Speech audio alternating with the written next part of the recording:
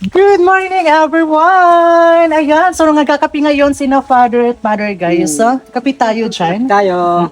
And by the way, may nag-message po sa atin kanina and good news kasi ito po yung sabi ni Ma'am.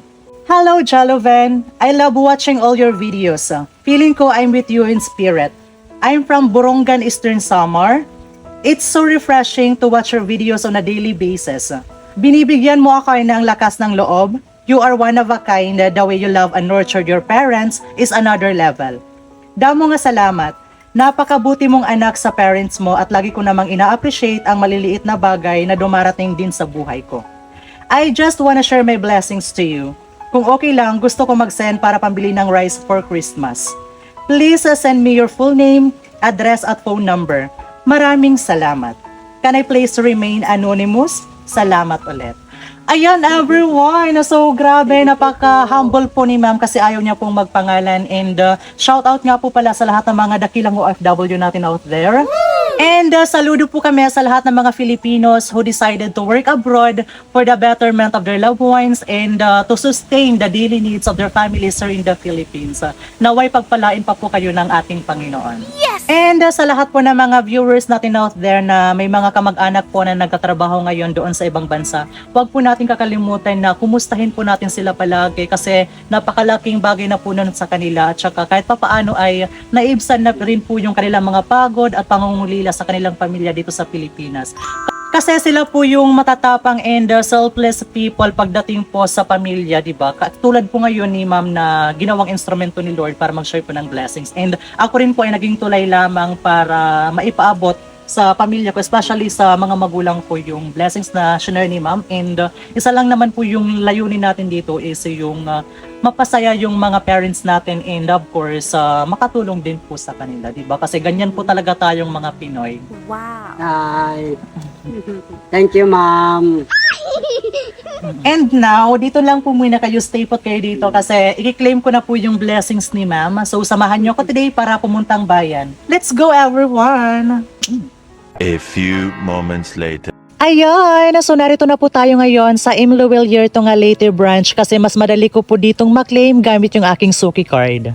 And now, i-reveal na po natin kung magkano. So 1, 2, 3, 4, 5, 5,500 pesos. Thank you so much po talaga, ma'am.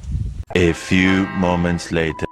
And finally, I'm back! So, ito na po yung snack muna kayo guys ng tinapay. Anong gusto nyo? Meron ditong baduya. Tapos, bumili na rin ako guys ng ulam namin today which is yung crispy king para si mother hindi na po magluto. Dito. Ayan. Dito na lang yan. Yan lang sa ibabaw. And of course, bumili na rin ako guys ng pangunahing pangailangan namin which is yung sukal, kape, at saka yung mga sabon para kay mother. And of course, yung pinaka-importante sa amin guys, yung request ni ma'am na isang sako ng bigas guys. And binigyan na po namin yung aming mga iba pang kapatid. Kaya ito na po siya. At saka mayroon din ditong napakalamig na tang orange. Kapartner ng pagkain na Kaya ano, Sige, ayan. Snack muna tayo. snack tayo. Ayan. So, sige, kuha kayo kahit anong Ito gusto na yun natin. siya. Ayan. So, by the way, yung nag-share po ng blessing sa atin today is kababayan po natin. Isa din po siyang waray-waray from Borongan, Eastern Samar. Eastern Samar. So, yung ipinadala po ni ma'am is 5,500 pesos. And then, grabe guys, yung bigas po kasi yung isang sako is nasa 2,600 na po siya. Napakamahal talaga. Mahal na ng po bigas talaga ngayon. yung bilihin. And of course, meron ditong natira para kina father and mother. Kasi Sana all. actually, ayan, so 1,000 pesos for you. And of course, kay mother naman here, 1,000 Thank you. pesos Thank you. for you. Thank you, ma'am. Ma'am, thank you po ng marami. Yes. Thank you. Thanks God as always. Kumbaga, yung blessings po ni ma'am is naging tulay lang ako para maipahatid sa kanila and mas deserve po nila yon and nararapat din po na yung mga blessings na ipinagkalob niyo po sa amin is sa kanila po talaga mapupunta. Kaya, and by the way, nag-send na rin po ako ng pambayad doon sa boarding house ng kapatid ko. So, 1,000 po yung boarding house bayad niya. And nag-send po ako kanina ng 1,100 pesos.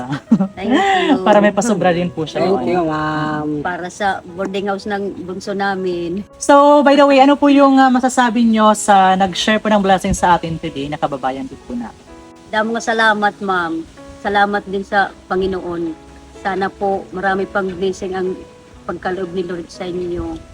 Ingat po kayo dyan. Salamat. Thank you po. Salamat din, Marami. ma'am.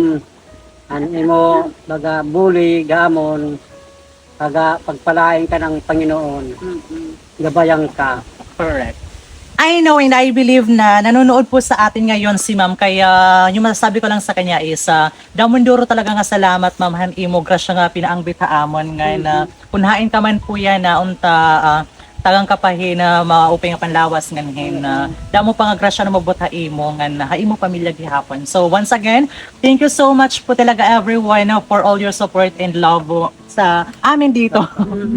Kaya Merry Christmas po para sa ating Christmas. lahat and Merry napakalaking Christmas. tulong po ito. Grabe po talaga, napakalaking bagay na po ito sa amin and magiging merry year na po talaga yung Christmas po namin kasi yung tunay na kahulugan po talaga ng diwa ng Pasko is that yung pagmamahalan ng bawat pamilya and pag-share ng blessing sa bawat isa kasi yun po talaga yung pinaka-importante sa lahat. Kaya sa lahat ng mga viewers namin out there, Merry Christmas, Merry po Christmas sa po. inyong lahat. Thank you po sa inyong lahat sa Sa suporta. mga taga-suporta, Merry Christmas sa inyo. So once again everyone, thank you so much for watching. Hanggang dito na lang po muna tayo. See you again on our next video. Bye-bye! God bless us all.